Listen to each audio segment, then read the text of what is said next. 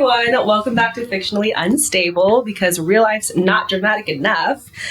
Today we're going to be talking about the oh-so-popular Quicksilver by Callie Hart. Clearly we couldn't move past the Shadow Daddies quite yet, No, so we cannot. that was our next book to talk about. Period. Well, let's just get right into it with our ratings of the book. Yeah. Lauren? Oh, real quick. Do we want to do like a quick preface of like what the book is about? Yeah. Ish. For our listeners who do not read books, because none of them do. Yeah. Fuck, I would need to write out a script about that. It's okay. We can spitball it. Spitball it? Okay. Yeah. Okay. So for those that are not familiar with the book Quicksilver, this is a fantasy book because we are still on our fantasy kick.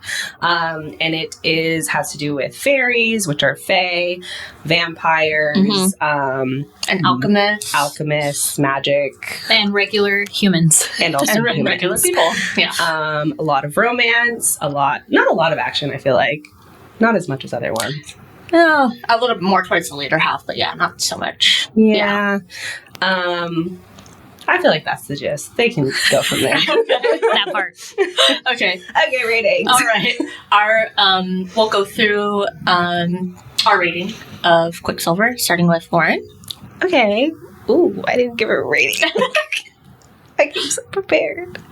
Okay, I feel like overall, on a scale of 5, right? So yeah, 5 stars. I give it like a 4.2 for me. Yeah. Okay. Yeah. Any justification for that? I liked it a lot. I just feel like it was missing certain things for me, but I feel like as a whole, I feel like the series will develop more. Mm-hmm. But yeah, for now, I feel like it's a 4.2 for me. Okay, perfect. Maciel. So I'm going to give it a 3.5. Oh. It's not a memorable story for me, to be honest. I would say with books, like for me to really like it, to really give it a 5, like I gotta feel something. And I didn't feel anything from this book. There were moments that I laughed a lot, which I appreciated that because I always want a book to make me laugh. Even if it's a horror book, isn't that psychotic? But that's okay. But I felt like the timeline was like pretty fast. Even though it was 600 something pages, like it moved fast, but to the point where it was kind of like could have dived into a couple things a little bit more. There was not a lot of description on the world. Mm-hmm. When it's fantasy, I expect there to be a huge description on the type of, especially the different realms. Like, let me think about it, right? Let me come up with a conclusion of what it should look like, not just here's your story and they're in this world, but there's nothing that I can imagine, in a sense. And with the like action scenes and whatnot, they're kind of anticlimactic a little bit, maybe until the last 2 chapters. Okay. So yeah, it was okay. It was good to read. Some characters I love, but overall, yeah, That's fair. For me, I would give it a 4. Okay. So I'm somewhere in the middle between you guys. I think for me, it started off very slow, and for me, it didn't pick up till like kind of almost halfway through. So that's one of the reasons I gave it a 4. I do think a lot of the characters are entertaining, so I like that part of it. And then I didn't mind like the fast-pacedness of the book, but I agree with you that like it was kind of hard to imagine the world itself, I guess. Sure. So I had a little bit of a hard time, especially in the beginning. I was like, I can't picture what this looks like at all. I was literally picturing like the District 12 from Hunger Games. Like that's all I was picturing. There we go. When in Zilvarin. Yeah. I think too, like the book, of course I was comparing it to Fourth Wing the whole time, which is unfortunate because it's completely separate. But to me, it's like all of the side characters too, like she didn't develop them very much, so I wasn't really attached to anybody as like other books. Because like I liked Everlane's character a lot, but like she kind of had a lot of development in like a couple chapters, and then there was nothing about her. Right. So yeah, I feel like it was mostly focused on just Saeris and Fisher, and that was it. And that to me is like, because this is defined as a romantasy, right? Yeah. That's how all romantic books typically are. You just have your you have your two main characters, the love interest that the whole story is about them, and that's fine and all, but like, yo, we out here fighting vampires. Yeah. We got this whole fucking kingdom of fays. We have freaking humans that are fucking fays. Like, I need more than just the two characters. Yeah. I will say that I found the book very funny. Yeah, so I laughed a lot. It was entertaining. Yeah, it was entertaining. Yeah. But you're right. There's some character development missing, which I agree. Mm-hmm. Yeah. Do you know how many books it's supposed to be in the series? So I heard, there's going to be the second one. I know for sure. And then I heard she's planning on making spin-offs of certain characters, which is a question down later. So we'll talk about that. But so I'm not sure, like. We're literally just like, so if you want your character development, you might find it there. But just do it all in the same thing. Yeah. Okay, whatever. Well, it's not my book. I'm not an author. But I'm not sure how much of like the main story. Yeah, that's fair. How many books there's going to be. It might be a 2. 3. Oh, 3. Yeah. So see, and like with there being literally so many realms, and they're talking about like how like there's so many realms that you can't even imagine. It's like, okay, well, let's focus on one and maybe give me some description about it. Yeah, I agree. I will say, like, if you look at the Quicksilver map, there's a lot of places that still have not been. And I was like, discussed. None of these are, because at first, when I was first reading it, I was looking for Zilvarin, which obviously I didn't know at the time it was in a different realm. And I was like, why isn't on the map the one place where she's from? And now I understand why not, but.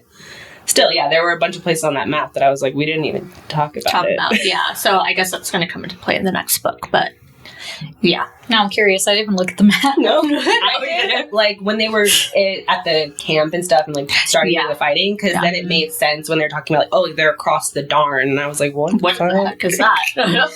It's a river. Yeah. Yeah. I was like, what's a Darn? Yeah, it kind of felt like a book where, I think you said, Jess, where they just kind of like took a bunch of fantasy things and put them all together. And as soon as they started throwing vampires in there, I was like, this is a lot. I know, I was like, wow, we have fae, we have vampires, we have ghouls, we have, I was like, wow, this is a lot. The feeders, which were, I guess, a form of vampire, right? Yeah. Aren't they like the new ones? Like they were just kind of transformed or transitioned, essentially. But they all look different too from the descriptions. Like they all like some looked like they had just died, some looked like they were monstrous. Some, I don't know, it was a lot. I think it just depends on maybe the person, and like only the select few become like, depending on the vampire that bit them or whatever, become more than that or something. Complicated as hell. Yeah. Okay. But yeah, that's how I felt. I was like, it's kind of a mishmash of different fantasy books that I've read, or different elements, and even parts of the story. I was like, oh, this looks familiar. So see, I guess that's why my rating is higher, because I have nothing to compare it to. Yeah, I don't read fantasy. So. Yeah. I don't have anything to compare it to. I just don't really like it. That's fair. It was fine. 3s aren't bad.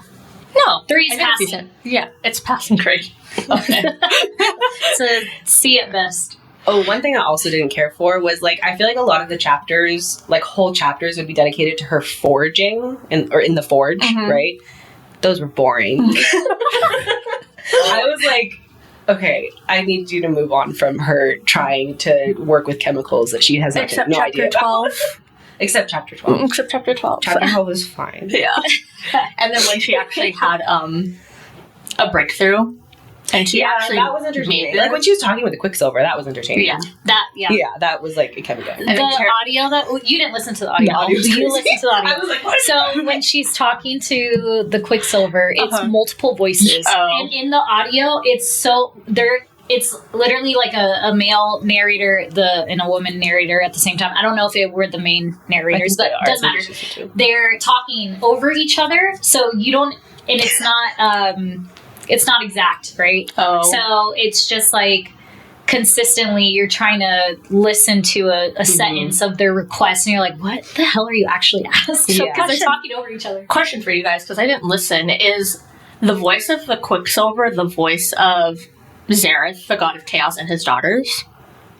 Is it the same? So I'm pretty sure, just from seeing the audiobook, I think there's only the male and female voice actors that are doing all of the voices. Oh, so you can't. Okay. So I think regardless of whether it was, if it was male or female, like they were doing all the voices. Oh, but I think, didn't she say that at the end when she met him? That she said the voice sounded exactly the same, because then it was one voice. Yeah. And then I thought she said it sounded like his. That could be. Okay. Like when she met him. I was just wondering, because I was like, oh, is that who's been talking to her this entire time is the god? I It think would that make makes sense, sense. because when she got dragged into the pool and met him, it was literally like he's been calling to her and they've been calling to her. And it was the whole thing about how she needed to do a favor or whatever. For him, yeah. Oh, spoiler, that's the last chapter. We'll get Skipped there. ahead. All right, well, we have some topics that I wrote down for us to get through. Yeah. And the first one, just want to dive into our favorite character of the book. Carry on. Yeah. Of course. Yeah. Yeah. He's just super funny. Oh my god, he's amazing. Carry on, and I also really liked Ren. Okay. And Lorith. I like Lorith Lorith, too. yeah. Yeah. Carry on, super funny, and actually, even though he was painted as like some, playboy asterisk in the beginning, he's actually very loyal. 1000. And I was like, wow. Well, and obviously, he's very useful and is very knowledgeable, because he comes off as like an idiot kind Right, of yeah. when he ends up in what is the world called? Evelia? Evelia. Yeah. It's not memorable, guys. There's so many names. Yeah, but like when he gets there, I feel like he is kind of like, messing around, doesn't know anything. Right. It's giving Riddick. He's very knowledgeable, and I thought that he was very funny. I love a comedic relief. That's typically my favorite character. Yes. Yes, Lorith. I really liked him. He's very down to earth and loyal as well, and he's willing to just help anybody. Yeah. And make himself useful. So he was great. And of course, cute little Onyx. Although he disappeared for the ending of the book. I was like, where is our little homie Onyx? But yeah, so I was sad about that. Yeah, I liked Onyx. Okay. Any others? I know you said you liked Everlane. I did like Everlane. Yeah. I mean, like, when she first got there, I liked Everlane. She reminded me of, I'm always comparing to every other book, so she reminded me of Alice from Twilight, of like a sisterly type of like caring. What's the lady's name in Hunger Games? The super dressed up one? Effie. She kind of gave me Effie vibes when she was getting her dress to meet the king. She was just like ignoring like whatever she's saying. She's like, okay, we're gonna do this. Yeah. If she had more character development, or if she had more time in the book, she probably would have fit my favorites too. Because I was like, ooh, I like this girl. And I liked her conversation between her and Fisher, like their brotherly sisterly bond. Yeah, I liked that. So I liked her character a lot. But then it was just like all of a sudden nothing until then. Well, at first I was confused, because like at first a lot of their interactions, like, were they a couple before? Like it seemed it gave brother sister to me. Okay. And like as soon as she said it, I was like, okay, yeah, that makes sense. Yeah. Okay. I actually was thinking that maybe Ren and Everlane were a thing. For sure. Which even toward the end, because like he stayed back and cared for her. I think he definitely loves her. Yeah. Yeah. I can see that. Maybe they do have a thing. Maybe in book 2. We'll find out. I'm sure Everlane's going to come back in book 2. So. Oh yeah, she has to. And if she doesn't, they're like, "Oh, what happened from book 1? She's dead." Yeah. She like throw the book across the floor. Like she didn't make it. They went through all that trouble for nothing. Right. Okay. Next topic are some of our favorite quotes from the book. I have a lot. I wrote down a lot. Okay, we'll see what overlaps. Okay, like they will. You can start, Marcel, then. So, hold on a second. Okay, Jesus, I have a lot.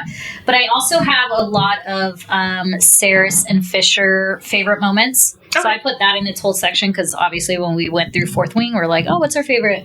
Xaden and Violet. Some of my favorite quotes, though, are Carrion's. 100%. So, okay, well, the first one that I thought was funny was already in chapter 2. Okay, so she's sitting across from him in the bar. This is when she needed to ask him to basically give back whatever it was that he took from Hayden, because Hayden was trying to, or was gambling something. It was like a scarf or something, right? Yeah. Yeah. And then this is where we find out that, you know, they had a thing or whatever. Mm-hmm. So, and he has that stupid fucking smirk. Yes, that she talked about so many times.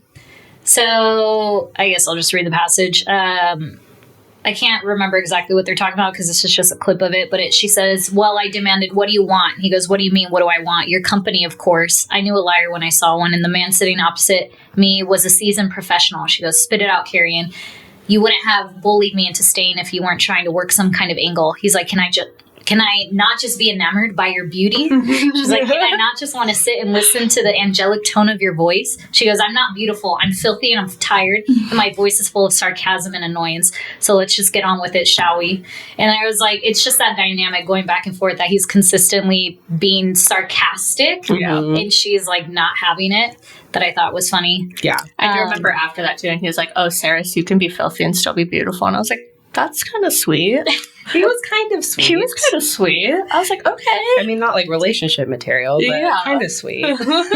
Yeah. I mean, I guess you guys can start calling them out because there's a lot that We can go and Lauren. Let's see.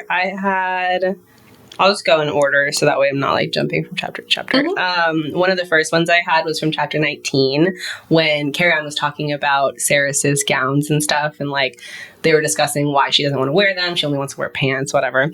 And he said, "Your phenomenal tits, that's why."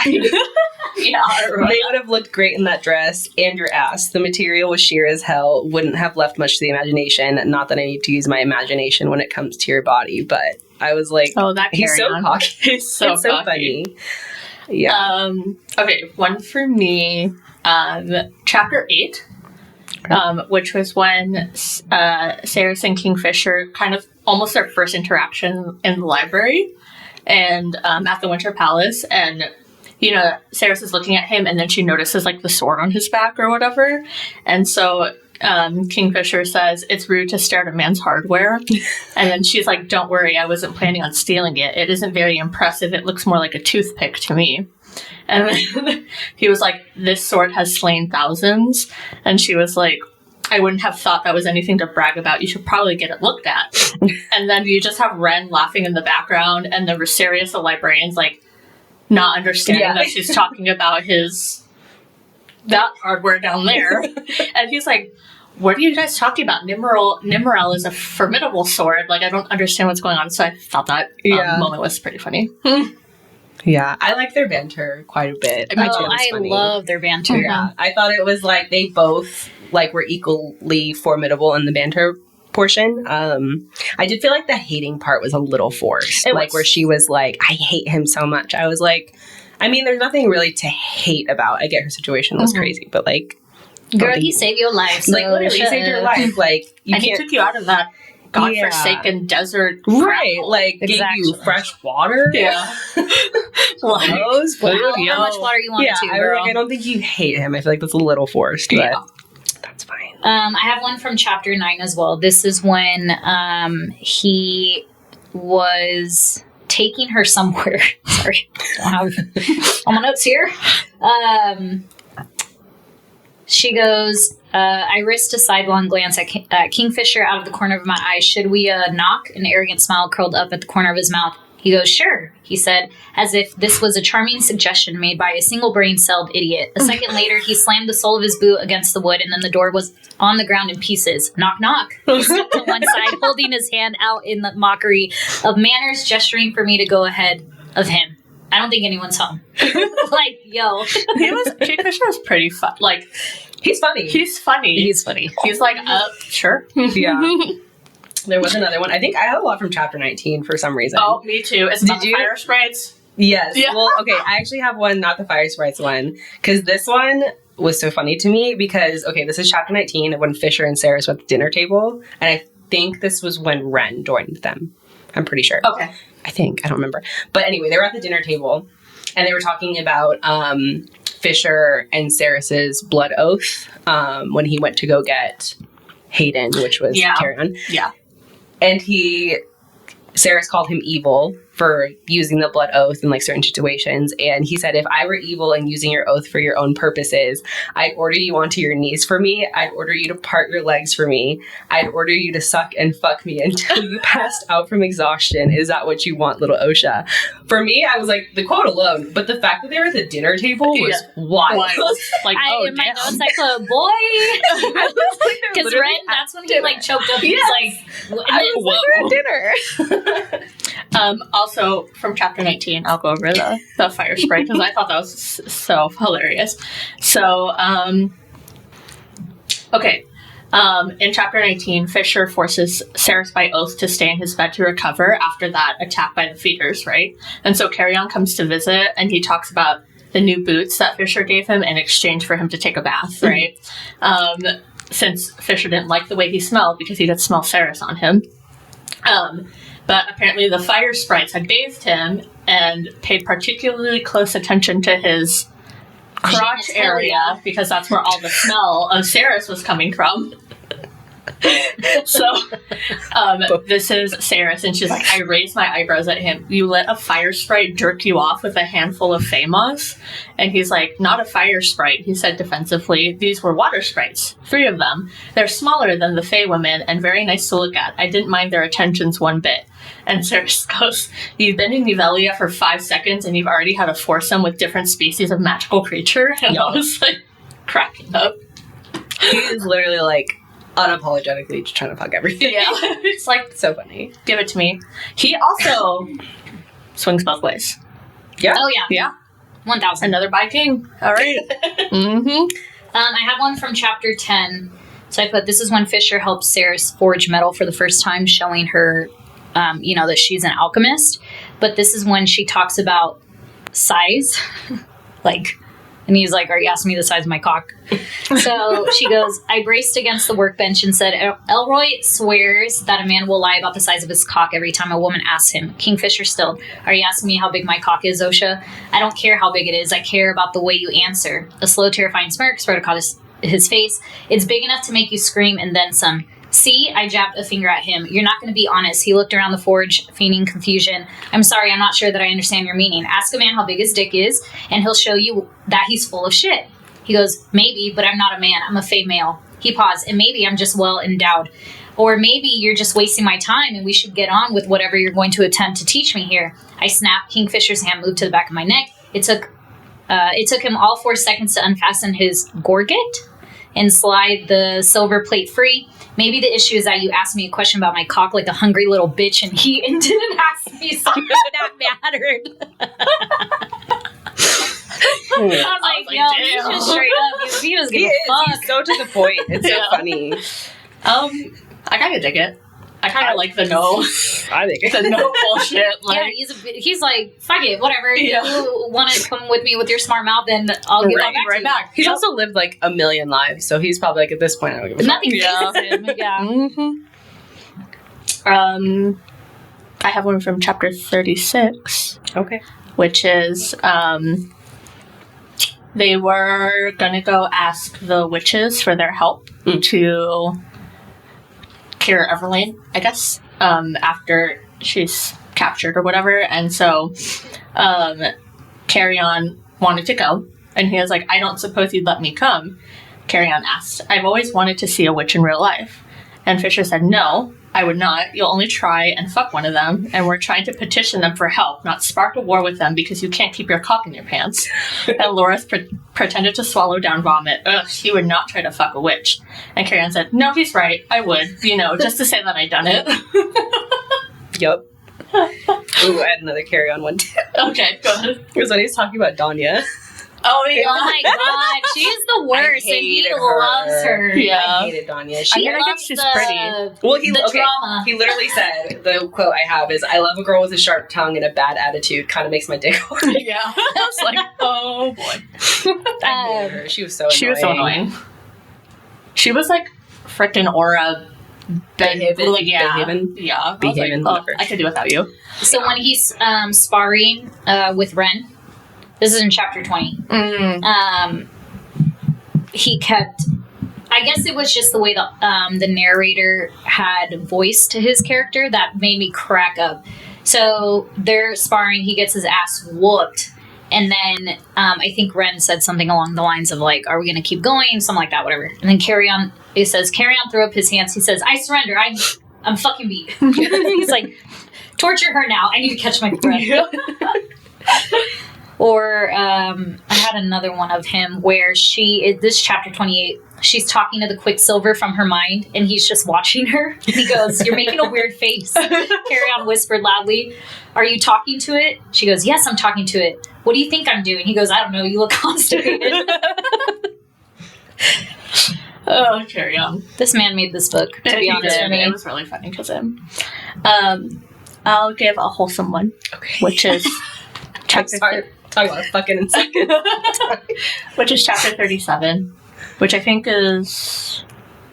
They might be spending the night at the apartment place, I think. Mm-hmm. With all the candles or whatever. Yeah, the night before they were getting ready to go face to the... Malcolm. Yeah, yes. And he said, Kingfisher said, I'll be grateful for every second that I can say that I belong to you, Saeris Fane. 80 years or 18 hours, it doesn't matter to me. It'll still be the highest honor of my life. So cute. And I was like, aw. He did, like, I feel like the first half of the book, it was a lot of, That's like... Sand from Akatar, by the way. I feel like the first half of the book, Fisher was very, like, what's the word? Curt and, like, very blunt. But then, like, the second half of the book, he was, like, oh, lovey-dovey, and it's really cute. There's a small part in chapter 11 where this is right after. So the end of chapter 10 is when she punches him in the face. And then he takes her back to her room. Yeah. He drops her on the bed. He's like, bad human. Yeah. Something so small, but that made me laugh because I was like, oh, that's right. They're not the same being. Yeah. I was like, I forgot she's human. He's fey, whatever. Like that his character can do both. Because I feel like if it were me and I was Saeris, I was like, man, this relationship would be so interesting because you guys can, like, fuck with each other, but then he can turn around and be, like, super really sweet and deep at the same time. Ooh, there was one other quote I had, too, from chapter 41. It was when they were talking, or when they finally met with Malcolm, Madra, and... Bellicon. Yeah. And Madra was, like, kind of messing with Fisher and, like, going at him. And Fisher said to Madra, he said, it might not be today, but oh, I am coming to find you, Madra. Fear the shadows, bitch. I'm made of them. One night soon, I'll climb out of one and slit your fucking throat. Yeah. I was like, that's how I want any man to talk to any woman. That messes. Yep. Remember Shadow Daddy Core, murder over communication. I was like, period. Okay. Any others that stand out for you guys? Yes, 42. Okay. Again, another Carry-On. Read the book for Carry-On if you want to read Quicksilver. Just saying. The rest of it is well, in my notes I put Carry-On is hilarious while they're trapped in the labyrinth trying to follow the Quicksilver to get out of the maze and make a quick stop so Saeris can figure out how to track it because the walls keep shifting. Yeah. So Carry-On shrieks, why have we stopped? She goes, the walls keep shifting, I bid out, which means the path keeps changing. I need to make sure we're going the right way. But if you want to take the lead, then be my guest. You're right. I apologize. I'm just a little on edge right now. I'm not my best. too. He's the best. He was the best. I was like, every time he made me laugh, I was like, I need to write that down. He really take a picture. He made the book very, very good. Okay. Yeah. Let's talk about some of the most memorable moments, and we can loop that with some of your favorite Kingfisher and Saeris moments, I guess, as well, if you guys want. Most memorable parts, chapter 12, chapter 22, and chapter 27. Can you guess what happened in those? All the spicy chapters. I do really like chapter 12. Which is their first kiss. Their first kiss. Clearly, I like all the first kisses in books. I feel like because it's all leading up to that. Right. I also liked the fact that, like, there was ulterior motive on Saeris's part for the kiss. Right. That was interesting. To steal the thing, which he already knew about anyway, so it didn't matter. But, yeah, that... He knows everything. He knows everything. She smells everything, apparently. Oh, that sounds so weird to say, but it does. But it's literally what it is. Yeah, that's literally what it is. Yes. Chapter 12. Yeah. So yeah, all the spicy parts, great. Super great. One I did like that's not a spicy part. Chapter 31, which is when the first time Saeris is fighting alongside them at the Darn, Yes. and Fisher leaves Saeris with Ren to fight. And Ren says to Saeris during the fight, he says, "Don't you dare die on my watch, Saeris Fane. Fisher will never forgive me if his sole reason for living is torn to pieces on her first fucking battlefield." I was like, oh, that's really cute. Because clearly I knew Fisher had fallen for her. I was like, clearly he's talking about it with his friends, about how he loves her. And Saeris was like, what are you talking about? Yeah, but I was like, that's so cute. Yeah. I loved Ren. Like, from that time and then through the end, like, Ren was so cute. He was, like, very protective, like a big brother. Ren is our Liam. Ren is Ren is their Liam. But luckily nobody died, which I was surprised. I thought somebody was going to die. Oh, yeah. Close. Yeah. Let's see. Something for me. I think I liked the chapter when Kingfisher goes to get Hayden, but then brings back Carry On. Because then you also find out that's very crucial to the story, right? Because imagine if 100%. Fisher didn't bring back Carry On, like the ending when Malcolm ended up biting him and like he started decaying or whatever. It's like They wouldn't have been able to do Yeah. that. Yeah, so I really like that part. And obviously because Carry On's back, then the whole book gets funnier. I was curious, like, if he had brought Hayden, like, what that would have served, honestly. Well, and also, like, when we got introduced to Hayden, I was like, oh, he's not even in the book either anymore. Like, there's nothing about him anymore. Yeah. I think Hayden would try to help his sister, but, like, he was pissing me off in the first chapters, though, because he was just being stupid. I wrote a quote down that she basically yelled at him, right? And I was like, oh, that's really sad. And then I was like, well, we never hear back about Hayden ever again after that. Yep. So this is obviously when the guards are trying to get him because they wanted to find out who stole the guard's medal thing. Yes. And he had taken it from his sister from the bar when she was trying to talk to Carry On, right? And so she was like, oh, I did. She's confessing, and he is not, I mean, he's confessing, but lying about it. And then also, too, I was like, you're an idiot. Like, just, they're so close to you. Why don't you just let your sister take the heat? Because she's further away. That type of thing. Like, you're saying, there's no way you're going to get out of this. They're just going to kill you. Yeah. At the end of the day. So I was like, that was dumb as fuck for you to give it to him. yeah. I'm sorry. I would have just held on to it, but Clearly, he's irresponsible as hell. So it says Hayden's face was streaked with tears. This is when they're taking her away. It was streaked with tears. I'm not leaving you. Just do as you're told for once in your life. Just fucking go. I don't need your help. I don't want you following after me, blubbering like a little brat who needs his hand held all the time. It was harsh, but sometimes the cruel things we said served the kindest purpose. Anger flared in Hayden's eyes, just as I'd hoped it would. He set his jaw, his arms falling to his sides, and my bag dropped to the sand. I didn't realize I was such a burden. He whispered, well, you are, Hayden. Your entire fucking life, that's all you've been. Now leave me alone. Don't follow. Do not come looking for me. Go. And I was like, damn, girl, that's that was fucking harsh. But then it kind of makes, I'm curious to see if he is reintroduced again in book 2, because I would hope. Yeah. where is he? What is he doing? Well, Why did Fisher find Carry On and not him? Yeah, we got the little bit of, like, I was got a happy job. that Carry On said that, like, he got him a job, like, he's doing okay for that part. Boy, Carry On. Loyal. Loyal. He's a little bit of a playboy, but he's loyal. Yeah. Yeah. Another memorable chapter for me is Saeris finally forging the relic sword and then it bonding to Loris. Yeah, his while little he's song. singing. Mhm. Yeah, I was like, I like That was that. cute. And they were like under the, what do you call it?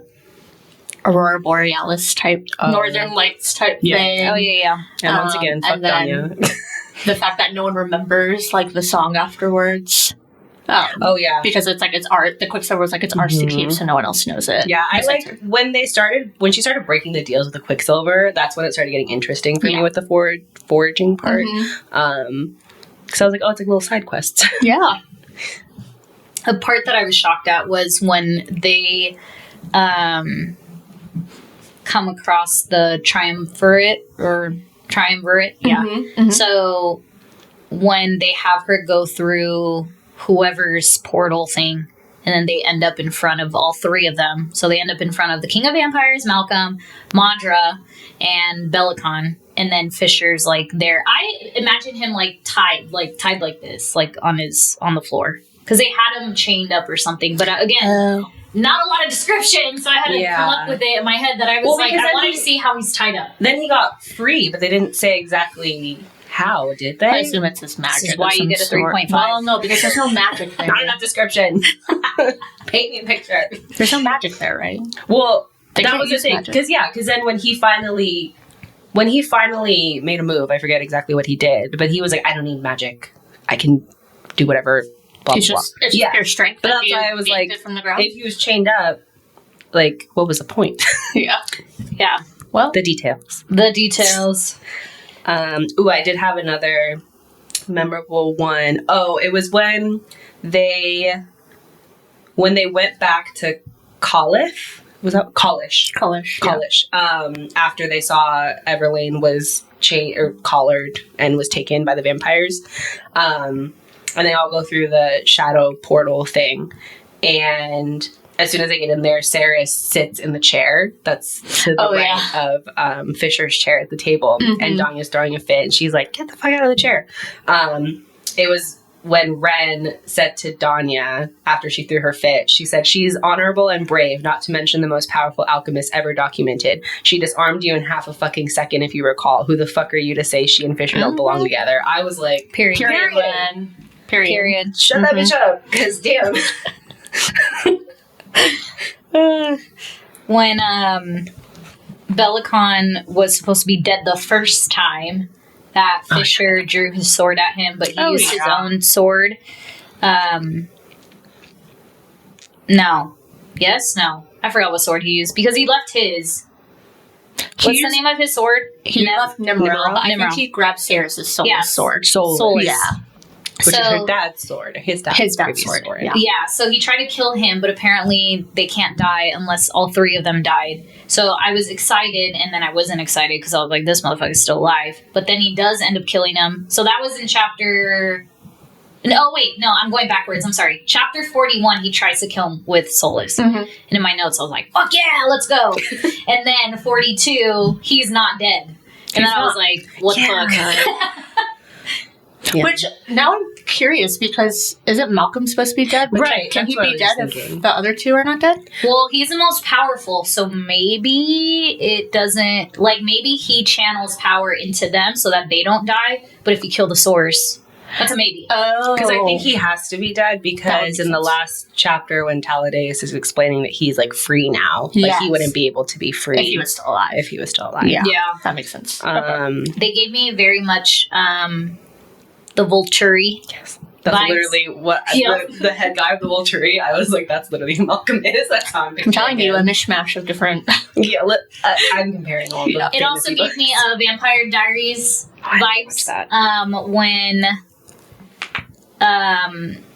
what is it that when he's controlling her? What's the word called? Enthrall. No. You're talking about with their oath? Yes. Compelling. Oh. When he's compelling her to do different things, Mhm. I was like, Vampire Diaries. I was like, that's what Damon does to fucking Caroline. He compels her to do all these shitty things, and then she becomes a vampire. So, what happened? Saeris. That's another thing. Right. With the oath. Yeah. I thought that was going to be used a very different way. Same. I was like, When they first started talking about the oath and like, what was the actual oath? Let me see if I had the quote somewhere. you will make the relics or something. You will... It was. Yeah. Where the fuck is it?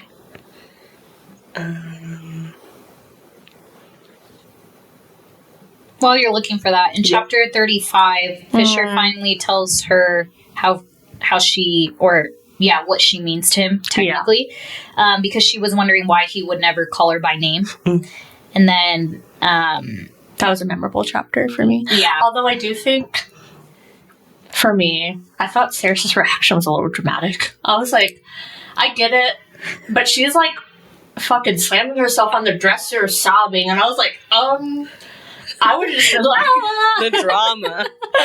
if you told me that, I'd be like, oh damn. They really make these female characters like overreact. Yeah. I was like, that's a little dramatic. Chapter 35 was, I literally wrote the moment I fell in love with Fisher. Yeah. Because the quote was, my weakness, my vulnerability. I've known for centuries that you were coming, that you were just going to show up one day and change everything. You're the chink in my armor, Saeris, the soft spot where the knife slides in. You're the thing that Malcolm will hurt in order to hurt me, and I couldn't fucking bear it. I was like, that's so cute. Yeah. Oh, and then Malcolm's like weird obsession with him. Like, he's in love with him, is Malcolm wanting, jealous? That Yeah. I didn't understand because he kept calling him my love, but then Yeah. Fisher would like shudder, and But I was then, I'm like, did he like sexually assault this man? I feel like he has to. Because then when he was talking, like after Saeris went to go find the coin out of the thing, I forget the name of it. The spider thing. demon Yeah. thing. It And- starts with an Whatever. Morlath or something like that. Yeah. Malcolm ends up like getting to her, and he's like talking about how he was like, oh, I've been trying to like get him for To all bite these me. years to bite me. Yeah. Which we know biting now is a sexual thing. Yeah. And so I was like, is he jealous? I was like, this is weird. He must be in I love thought it with was him more or of a something. father figure type of thing at first when he was saying that like they have history. But yeah, that was fucking weird. I was like, okay. I found the quote too about the oath. So the oath itself was, I go and I try to get your brother, you help me and assist me in any way I ask you to, and you do as you're told. You agree to this pact. When he said that, I literally wrote, in any way. I was like, which it wasn't used that way. No, Kingfisher has some integrity. He likes consent, which is great. But I was like, in any way. Oh, we know where this is going. But it didn't. It didn't go there. And also, sorry, I'm reverting back again. Chapter 38, which was the note that Fisher left when I almost cried. Like, I kind of teared up at that point. That was the only point in the book where I was, like, a little teary about it. Because I was just like, oh, that's sad. He's going to die. Well, he thought he was going to die. I was like, Kingfisher, did you not learn anything that you shouldn't do anything on your own? Yeah. Which he wouldn't have been able to, clearly. Yeah, clearly.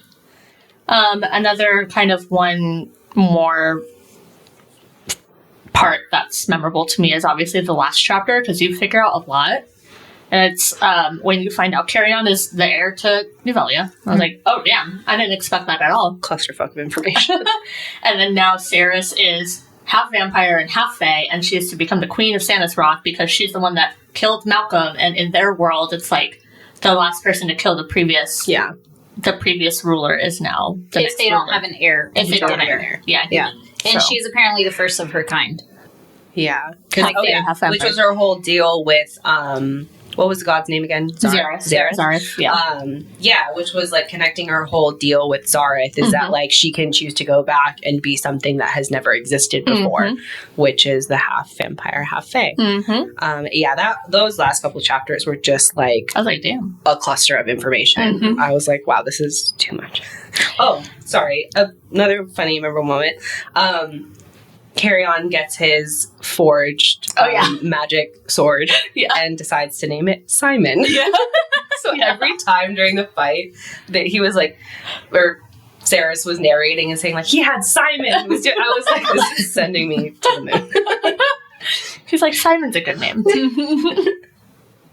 Yeah, that was funny. So I didn't have this written down, but how do you guys imagine, I guess that Quicksilver realm when she goes to meet him and his daughters? Like, how do you imagine the pool and the tree and like what that represents and like how it's all connected? I literally imagined it like the Lion King. Yes, I literally was just gonna say The that. I Lion was like, King scene where right he goes now my to head see is his the- dad, dead Mufasa, and literally just picture like a field of grass, a tree, and some water. Okay. The circle of life. Yeah. Got you. So, and then the tree has silver leaves, right? So those are all the different realms that he's responsible for, right? Mm-hmm. So that means like when people moved through the Quicksilver, like back in the day, they were going to those All through the leaves. all through the leaves is what I Yeah. am thinking. That makes sense. I don't know if that correct. Or what you might guys be. imagined. Okay. Yeah. That's I'm just And, like you didn't know where you ended up. Literally, just see you're talking about it right now, and I'm like, I can't see anything but that fucking tree and Lion King. That's what's in my head. Okay. And it's like you know how Pixar or Disney animation, but when they're thinking of something that's far away, or if it's like a memory, it has that like haziness to it. yes, Yeah. that's literally what I see. Yeah. Okay. Like it's And then you almost have like a two little dream. girls, Yeah. and he's just sitting by the tree. Yeah. That's literally all I picture. And then the part afterwards where she's going through like the darkness and it almost looks like stars. That's her. Is that her traveling through the Quicksilver again back to Euvelia? That's a great question. Okay. It's like I don't I remember didn't that. understand the part. I was like, is Homegirl just like floating in outer space or what's happening? Well, I think they always had her physical body. Oh no, they didn't. Because she went through the Quicksilver. That's right. Yeah. She got snatched from him. I literally imagine her being like dragged like a fucking doll. Just like she's going through this portal thing. Yeah. Okay. Yeah, I don't know. Just curious. That was a little bit confusing to me. It was This a whole lot. ass world, yo. It was a lot. It was giving me a lot of every time they'd go to the bars, it was giving me Game of Thrones vibes. Like where they would get their bowl of stew because again, barely any description. So I was like, all right, well I want to picture this in my head. So I was picturing Game of Thrones, like how they have all of their little stew shops or whatever. Yeah. Taverns. Yeah. Any other? Oh, the whole. I mean, not much, but again, so like Kingfisher and Saeris' blood oath. He like kept reiterating like you have to pay attention to the fine print of it. So then the blood oath that kept Fisher from being able to talk about his oath with the Triumvirate. triumvirate. I wrote it down. That's why I know how to say it. Yes. Yeah, I thought I liked that whole oath thing about how like the fine print of you know the labyrinth being filled with coins. You can't find the right coin because it's not there. I thought that was interesting. Me too. Also, it made me a little sick thinking about like when they were describing Everlane being a slave and like how like basically she's going to be a sex slave to the vampires. But then when Bellicon showed up, I was like, so he's really just going to let Malcolm slave fuck his daughter for the rest of her life? Well, That's he great. hated her. Yeah. Yeah. What a piece of shit. What a piece of shit. You're definitely not winning Father of the Year. No, let me ask you then. Out of everyone in the Triumvirate, who's the worst? I think Bellicon actually. I was going to say the same thing over Malcolm. Malcolm is like just pure evil in my opinion. Malcolm just likes power. Yeah. Let's put it that way. However, I don't like how Fisher was pissed off with Madra because she sterilizes children. Yeah. Oh, that's where I said, well, what did I text you guys where I was like, this fucking chapter, I went off. Oh, yeah. What chapter was it? I think her and Bellicon are equally the worst because where's my notes? Hold on. Like Madra was also just like a power trip and like but she also was just stupid and she was cowardly too. She like never stuck around when they started fighting. She would just run away. She was like, oh, I can't do shit. Well, actually Bellicon too. He ran away too. Yeah, at least Malcolm's still on business. Yeah. Terrible father, killed Fisher and Everlane's mother. And sent Fisher's father to die. Supposedly, because I also saw something that maybe his dad's alive. We don't know. We don't know. But, so and then blamed him for being the one to get rid of or stall the Quicksilver. So I was like, damn, this motherfucker. So this is in chapter 23. This is when Saeris tells Fisher that she was cleansed, meaning that she was sterilized at 14 because they had already done the deed. Hardcore, right? Chapter 22, and he was like, oh, we need to go take you to take contraceptive, basically. And she was like, oh, don't worry about it because, and then she explains the story. And so once any girl turned 14, they went to get sterilized. What is her, where is she from? Like Zilverin? No, I'm sorry, not the state, like her the third section. ward or The third something. ward. The third ward. Yeah. There you go. So anybody from the third ward got sterilized. Which, because they were like the poorest, the sick, like they supposedly had like plague or whatever. Even Yeah. though they all didn't. Things Yeah. like that. So I just put, I was like, or he's really sad. It was, she was unsure of his unexpected reaction, which already, I was like, it's obvious. Like, you mean something to him, and now you guys can't have children Yeah. because of that. But I put, fuck Matra. I was like, how dare you take away a woman's choice? Yeah. I was like, I don't care if this is fantasy and fiction, you bitch. Yeah, that was pretty. But I wonder now that she's changed into a half fae, half vampire, if that would change. Because Probably by I some know magic. he will Yeah. technically, with them being royalty, like need an heir eventually. So Yeah. I wonder how that'll play. I think her story, when she was sharing her story about how her mom passed and how she saw them kill her That mom, was that was sad. also really sad too. That was sad. I was like, damn, this girl has been through it. Mm-hmm. Yeah. And That even was a like shocker. Carry On's story was a little sad too, and he was like painting about how like Fisher's dad took him to Zilvarin, and then He lived over 1,000 years in that desert well, hellhole. and then the woman that raised him, he also he initially kind of raised her or like grew up with her, and then she ended up raising him because he didn't obviously age and she did. Mm-hmm. Sorry. Try not to move the mic. It's very close to me, apparently. But yeah. Thank you. Oh, I thought the god binding thing was very cool as well. Again, there are a lot of like pieces in this that are very complex and cool, but like didn't get fleshed out very I need much. more explanation for sure. Yeah. Because when all the runes came up and there was like fire and water, and I was like, well, what do all these mean? I don't get it. And they're the only ones that just her tattoos magically appear because they love each other, I guess. Mm-hmm. The whole fated mates trope, which is also very common. Yeah. And that's another thing. Like, he never hated her. He's loved her literally from before he even met her. Mm-hmm. But, yeah. Not real enemies to lovers. Mm-hmm. Pretend enemies Enemies to lovers. On Saeris' side, it was enemies to lovers. On his side, it wasn't. Not at all. Yeah. Okay. Some discussion questions? Do you want to get into those? Yeah. Okay. So the first one I wrote down was, what do you think about the magic system in Quicksilver and any aspects you'd like to see more of in the next book, which we kind of just started talking about. So anything else? I don't know. I just feel like I need more details, honestly. I agree. So the concept of the Quicksilver, I think, confused me at first. I'm over here like, what magic system? It wasn't explained to me, so I don't You're know. like, there's some Quicksilver? And there's some And some weapons. magic weapons. So the concept of the Quicksilver confused me at first. I didn't understand why it could speak until we found out it was connected to the gods. So I was like, oh, okay. Mm-hmm. I find the portal magic hella useful. That's what I wrote down.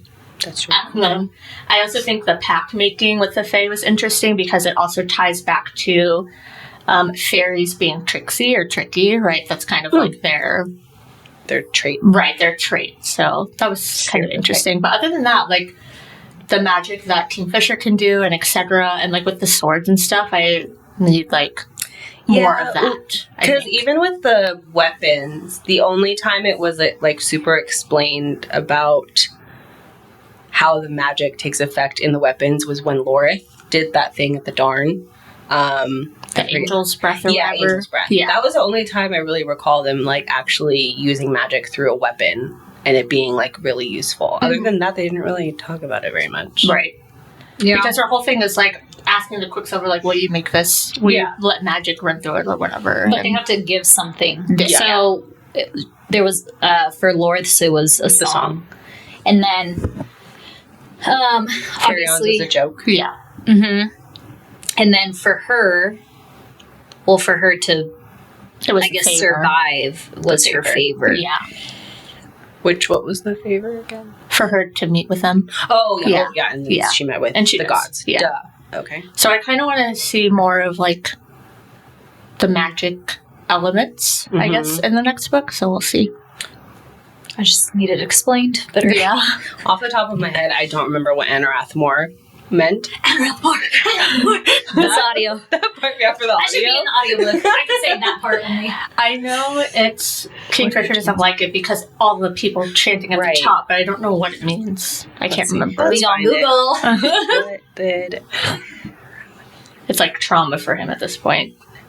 Oh, release us. Oh, it was because the people that Fisher had killed, which he did, it wasn't really his fault, but they were like basically in captivity in lifelong suffering Yes. based off of their oath, and Right. they were always chanting, "Release us, release us, release us." Yeah. Um, And he's like, I can't find this damn coin. it's fucked up. Oh, and we can basically that bonus chapter was like going over. It was like because I didn't really understand until that chapter that Taladeus and Fisher were like somewhat friends. Like I kind of figured that they had spent time together, they were cordial. But in that chapter, basically, it just goes over like the scene where Fisher is looking through all the coins and he's counting, and it's pointless because he can't find them. And then it's just like him talking with Taladeus and kind of how like Taladeus was ordered as Malcolm's person to watch over, like basically watch over Fisher's suffering, and then also like he would give him commands like make him bleed. So it would be like random things like that. So he would just like prick his finger to make him bleed to like fulfill that oath. But I guess in the early days, Taladeus would be ordered to like go torture Fisher. But they kind of became like close and brotherly, I guess, during that time. And Fisher would like somehow get as much information from him as possible without Taladeus breaking his oath. Because so like what's going on also the had the outside? oath. Because I've been in here for like 100-something years. Yeah. Oh, and they did kind of explain like with the oaths, because obviously Fisher and Taladeus had oaths where they couldn't say certain things. So they would describe like what the feeling is when they would get too close. So for Taladeus, I think it was like burning, like the inside of him was burning, because he would occasionally, if he got too close, smoke would come out of him. So yeah, if you get too close to telling him sensitive information, then that would happen. Fisher's was, it felt like his someone was like breathe, crushing breathe. him. Yeah, he Yeah. couldn't breathe. Yeah. Yeah. Next. Next discussion question. Quicksilver presents two contrasting worlds, the harsh desert city of Silveran and the magical fey realm of Yuvelia. Which setting did you find more compelling, and how did the stark contrast between scarcity and abundance shape your understanding of the characters and their motivations? That's a very academic question. First, which world did you find more compelling? I think that's the easy one. One more time, please. Can you explain the question in a more questionable way? Okay. Which world is more compelling, Silveran or Yuvelia? Yuvelia. Okay. Okay. Why do we want to be in Silveran? It sounds like dirt. Well, we don't know the other wards, really. That's You just true. know the kingdom, and you know the... Well, and again, that's Number why 3. I picture it like Hunger Games, the districts. So I picture like District 12 is like the shittiest one, and then you go all the way up to the capital, which is like the castle. Yeah. I imagine it also as, I know you guys aren't big anime watchers, but for anyone out there that watches anime and watches Attack on Titan, it's like the walls and like the outer wall is the poorest wall and the inner wall is the richest because it's closest to the center and it's also the safest from whatever outside threat there is. So that's how I kind of picture it. But okay. And then the next part of this question is Silveran, there's a lot of scarcity, right, with resources and water, versus when Saeris goes to Yuvelia, there's like abundance of water and food and all this kind of stuff. And so how do you think the scarcity versus abundance shaped the characters into being like how they are, I guess, is the question. And like their motivations and stuff.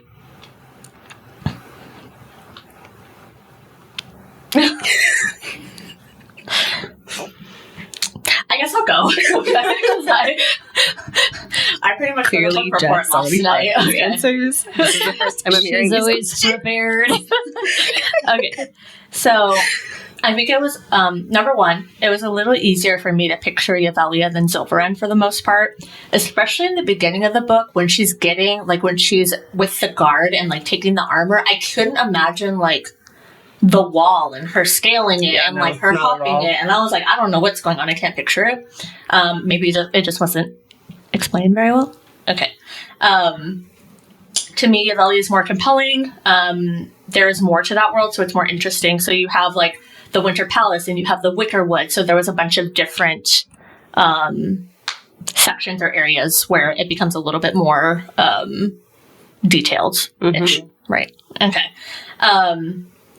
I thought both sides had scarcity, right? So Zilvern was more scarce in like water and food and AC. Everything. But Evelia was scarce in the Quicksilver. But they were both scarce because both of the rulers were like hoarding it for themselves and like preventing the people from having it. So they literally had the Right, two because of the shittiest triumvirate. rulers. They were sharing it amongst each other. they were literally fascist governments. So, Which, yeah, and then, like, Madra being the one to close off the Quicksilver, it was just, like, all a game to them. Like, she was like, oh, like, I did this, but you did this. But, like, meanwhile, everyone's suffering from it. yeah. So, motherfuckers. All right. I think Saeris being used to the scarcity aspect gives her more of a, like, there's nothing to lose mentality. So she's very, like, almost, like, brave. Like, oh, yeah, I can go fight even though I've never, fought vampires before. Like, I can go do this and that. Like, she has a very much nothing to lose mentality. Also, just use the resources that you have. Even if you have none, she's been able to go on for days and ration water where she's just like, and I'm still going to fucking survive. I can be weak as fuck, but I'm going to make it work. Yeah. Versus, I think, what did I write? Even Saeris has a scarcity of people in her life, right? So really it's just like her, Hayden, and Elroy are like her people, right? Versus where Kingfisher has like abundance of people. There's like entire kingdoms he's trying to save, his friends, and etc. And I think that makes him have more of there's everything to lose mentality, and that's why he tries to do everything on his own and tries to take the bulk of the suffering and the responsibility. Yeah. So that's how I kind of saw their characters. I think Saeris's like scarcity or being used to it also aided her in the forge and like her being resourceful and figuring out how to do the Quicksilver because, well, she said that she's worked in forges before with Elroy, but like not feeling like she can't figure it out because her whole life she's been like, I just have to figure it out. So I think that aided her a lot because otherwise like that task was pretty, it seemed like there was no end to it. Yeah. Otherwise. Yeah. And her figuring out that, oh, like I can make this useful and melt this down and all that kind of stuff. Yeah. Yep. So that's how I kind of thought about their characters. Yeah. Anything to add? Next. Next one. Okay. The enemies to lovers relationship between Saeris and Fisher forms the emotional core of the novel. Obviously, it's a romantasy. How did you feel about their relationship development? Okay, so we already kind of talked about this. So it wasn't really an enemies to lovers as the fact that he already knew that was they were fated to be together, and that was going to be his mate. Obviously, even though she didn't know that. I think their relationship developed very quickly. I will say that. And then I also feel like there wasn't enough development in their relationship for what it is. I agree. Like the one moment that I was like, oh, this is getting good. Like they're finally starting to open up. Was when she was taking care of him when he was in the bed. When she heard him screaming. That was a very, like, changing point in their relationship. But then it didn't really go anywhere. Like, he continued to open up to her. Of course, she opened up about her mom when they ended up having their big sex scene again in the... Which all of their developing moments were in Ballard, in his mother's old home. Right. That's the apartment, right? Yeah, little thing. What was the question again? Their relationship development. How did you feel about it? So I don't know. I just see this as a typical romance. Like the romantic part is it's a typical romance story for me where it just moves along very quickly and there's no, what I like is when there's a lot of character development amongst both parties, and then they have to figure out how that works within their relationship. And in this story, I feel like if there was any character development amongst the two, it was definitely Fisher, because he was so stuck in his ways, and she helped him basically get out of his own way.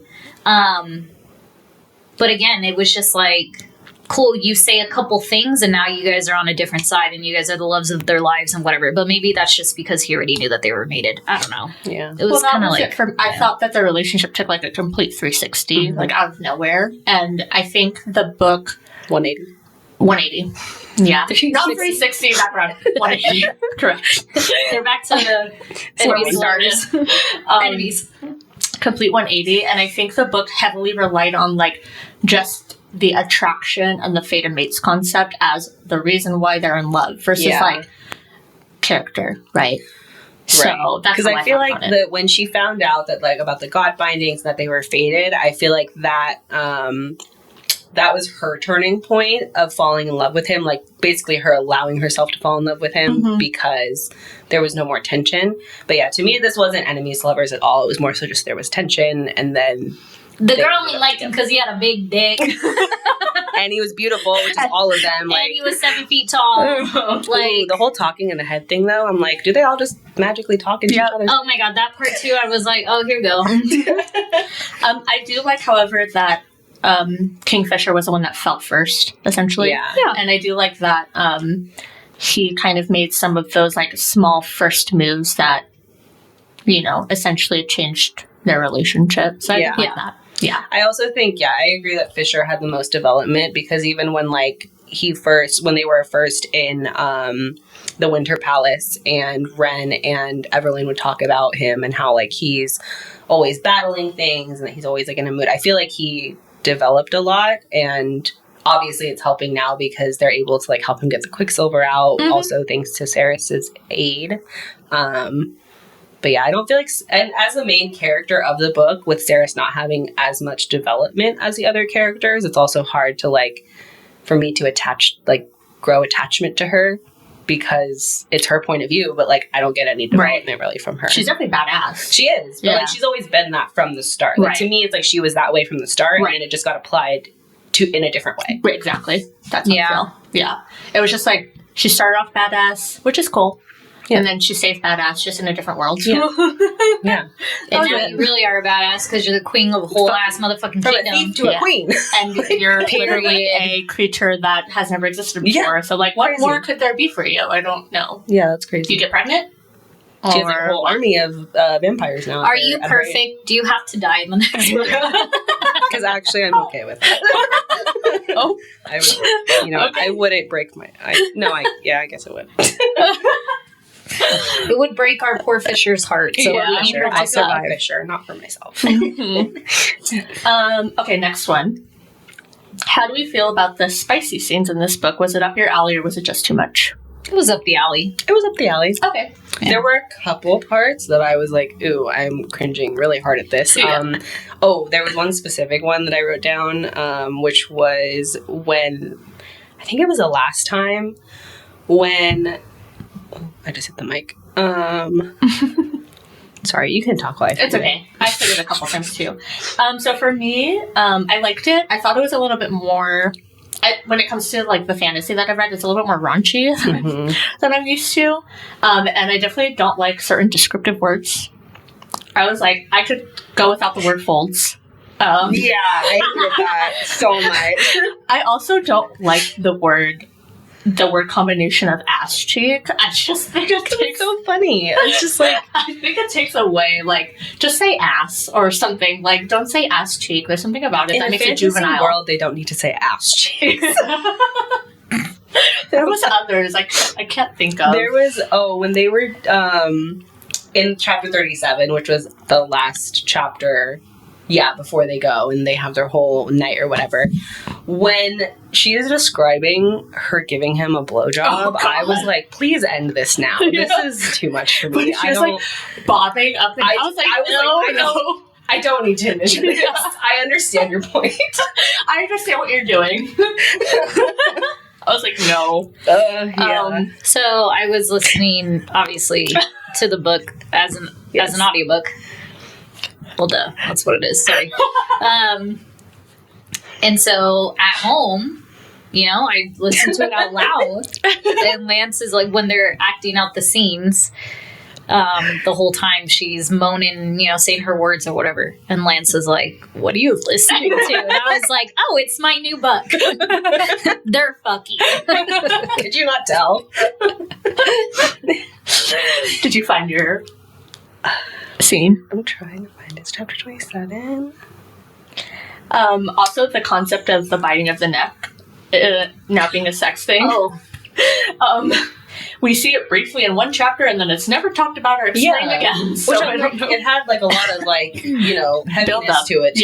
And yeah, it happened one time, and then I wrote, they have a weird ass kink. Yeah. I guess it's not weird, but people listen, I'm cool with sex and whatever, and how it's described, but when you start getting into the kinkiness, I'm like, all right, I'm over it. So the whole thing of her literally choking and she can't breathe, and he's like, hey, tell me what you want, and she's like, can't even talk, because his whole ass, remind you for the listeners, he is 7 feet tall. This is a ogre with his hand wrapped around some 5'2", how tall is she? I don't know. Small tiny, ass woman.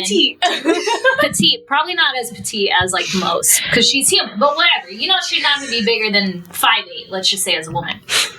He has this big ass hand over her throat, and he's talking dirty to her, expecting her to talk back, and she can't even breathe. Yeah, she's like, and I'm like, what is this kink right now? I'm like, come on, just bang, bang, bang, and next chapter. I was fine with it, the light neck grabbing in the kiss in the forest, because he kind of grabbed her neck, and she was like, oh, kind of into it, and I was like, okay, that's fine. But yeah, the choking part, I was like, wow, this is taking quite the turn. I'm like, do you want to fuck me or you want to kill me? What is? Well, because she's fight. She's the one that's saying in his brain, bite me, choke me, all this. And I was like, girl, you need to calm down. Chapter 22. They finally have sex. Y'all, they freaks. He likes to choke her. I can't. I can't do it.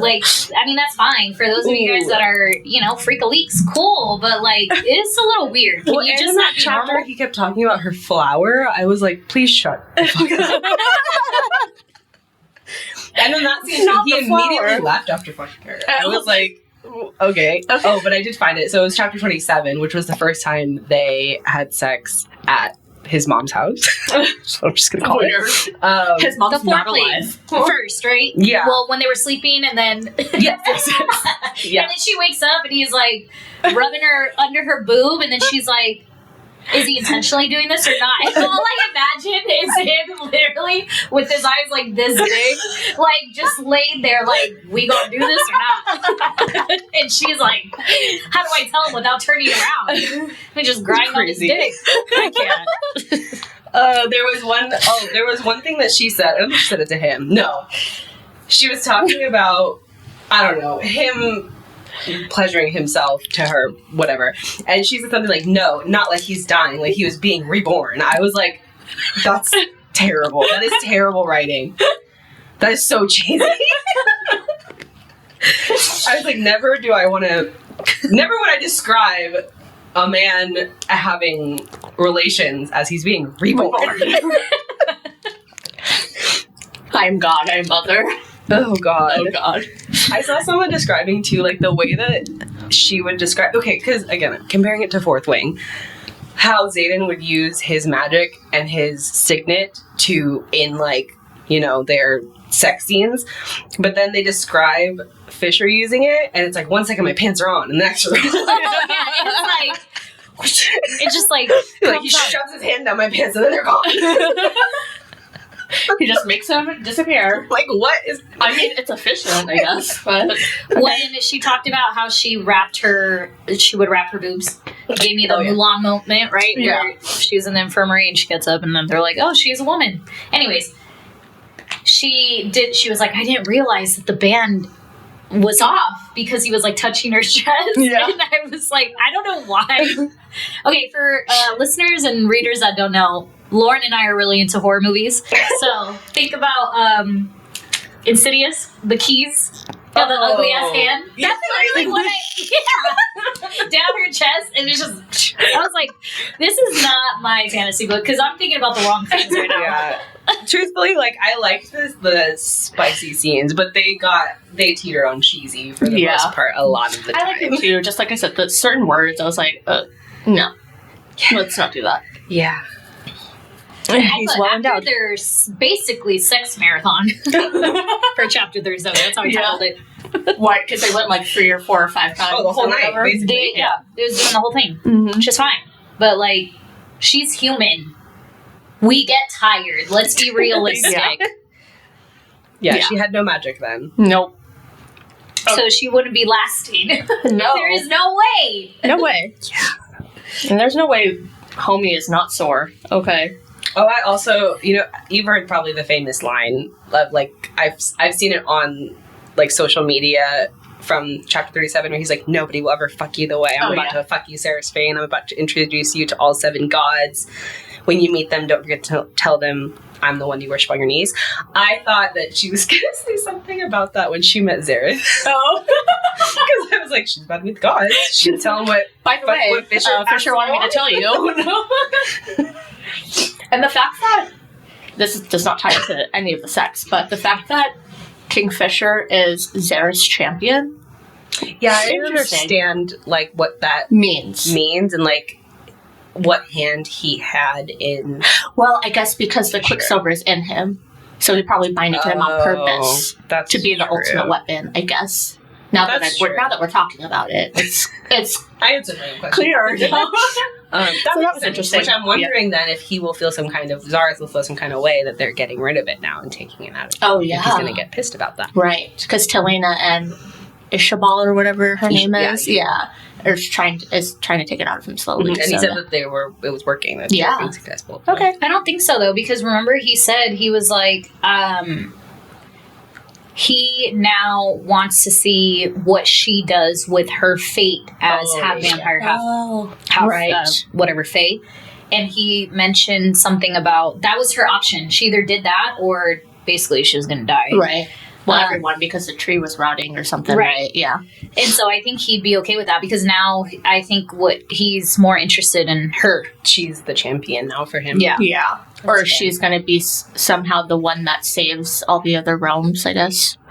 Because it's supposed to be that he separated them because they were the ones that's going to lead to this demise of the tree rotting or whatever. But no matter what, he can stop them. Mm-hmm. Right. So interesting. We'll see.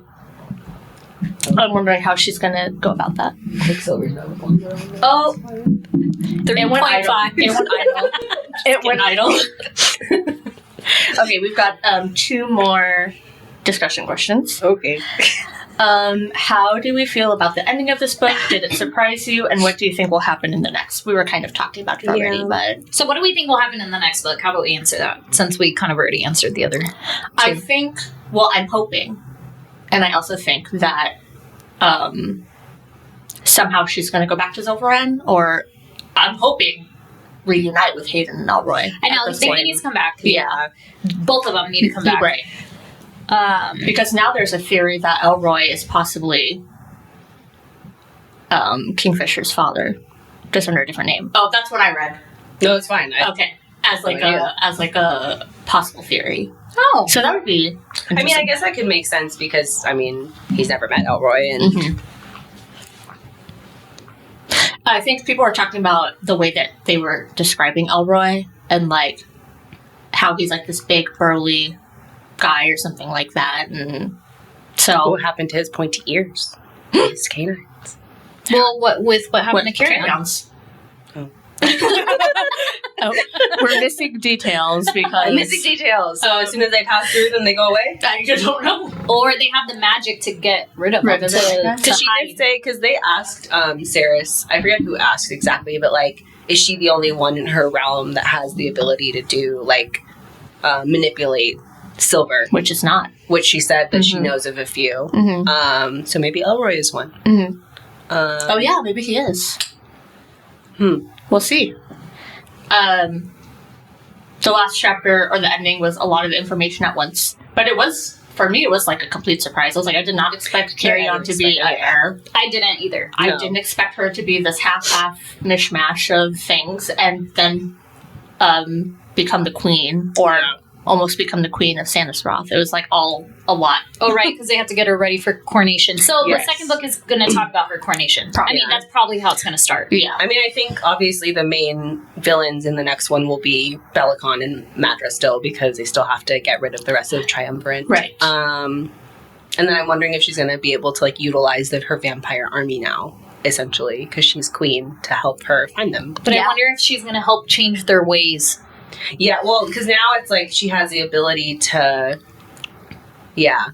command them. But a lot of them are used to the evil that Malcolm pushed for them to do, right? And and she's probably going to try to stop that. I am your queen. You will follow me. Where are they going to revolt? Well, like, how are they going to quench their thirst for But they don't technically, like, aren't supposed to, or do they have a thirst, like a bloodthirsty nature, or is that just like what Malcolm because they wanted don't them to have do? like the blood curse technically anymore. Well, but now she does. Cause I don't know. Because we don't know if she needs to feed. Yeah. That's the thing that we'll have to find out. Yeah. So she's going to have to feed, y'all. Come on now. You a vampire. Kingfisher. That's a real freaky shit. He has to feed on anything. Yes, I want Carry On to claim his rightful spot in Evelia at the end of. Well, wait. What did his parents? Who did they rule over, or like what area of Evelia, or I think it was from the Winter Palace. Oh, so it was just Belicon's spot. Like basically, they were there. Okay, yeah, that makes sense then. It's all of Evelia, pretty much. He's the king, right? Because the vampire kingdom is Sanisroth, so it's that other side. He's Auric. He's Auric, Grey Castle. Okay. And then I want to see Everlane come back and be some sort of crucial element to the story as well. Because we missed her.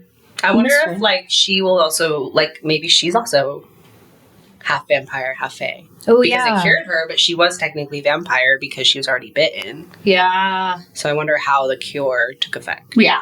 Yeah, we'll have to find out. I want Ren to have a happy ending, so I kind of hope they get together. Yeah, I hope him and Everlane have like a relationship because they're cute. Yeah, they're cute. Yeah. Danya, I don't care about you. She dies. I don't care about your happy ending. If anybody needs to die, she can die. It can go. I wouldn't feel anything. No, not at all. All right. It's literally her fault. Like, a lot of this is her fault, too. I was like, okay. Yeah. Anyway. With the witches, too. I was like, bitch. Oh, yeah. That pissed me off. Yeah. I was like, you literally brought her because she was like, I'm going to go. And then she opened her fucking mouth and then ruined it for everybody. Yeah. Well, I mean, luckily Fisher saved it, but I was like, bitch, you're just a pain in the ass. Okay. Last question. Okay. I told you guys that Callie Hart is planning to write books based on some of the other characters, so whose story would you want to read about? Like just one character, right? She might do multiple, I'm not sure. But okay, well, we need Carry On. Yeah, because we need... most interesting. We need a softer side of him. Well, and his whole backstory. I mean, he clearly has like a fucking million, or not thousands of years backstory with his parents. Yeah. And in Zilverend and stuff like that when his life was like then. Yeah. Mm-hmm. Yeah. Not a softer side, but you know what I'm saying. Like a more serious. A more serious, side. Like really sad side to it. Obviously Ren and Everlane, I would love for them to get together. Yeah, a book about them too specifically would be cute. Yeah. Yeah. Like a multiple POV would be cool. I would like also a Fisher POV book would be nice. Yeah. Like before Saeris. Mm-hmm. Yeah, not of the same timeline. No, like not how he kind of ended up in is it Gilthry? In the labyrinth. Is that what no. Or is that Amontrilov? Whatever. How he ended up with Malcolm. That's what it is. I would like the whole backstory, like how he ended up under Malcolm. Yeah. Like how he got in that situation. Or even just the whole, how he became the Bane of Gilthry. Yeah. Like their whole war before, with the wolves or whatever, and like that whole story. and his whole backstory, like fleshed out with his dad and Yes. Bella Khan and his mom. Yeah, I would like that. But yeah, other than that, yeah.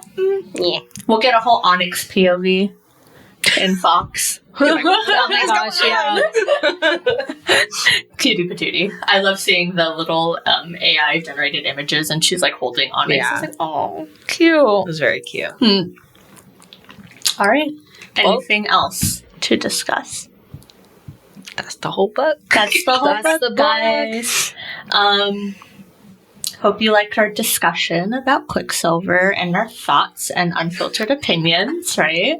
I think for our next few episodes, we're going to dive into maybe some TV series and movies next, I think is our plan, right? Yeah. So be on the lookout for that.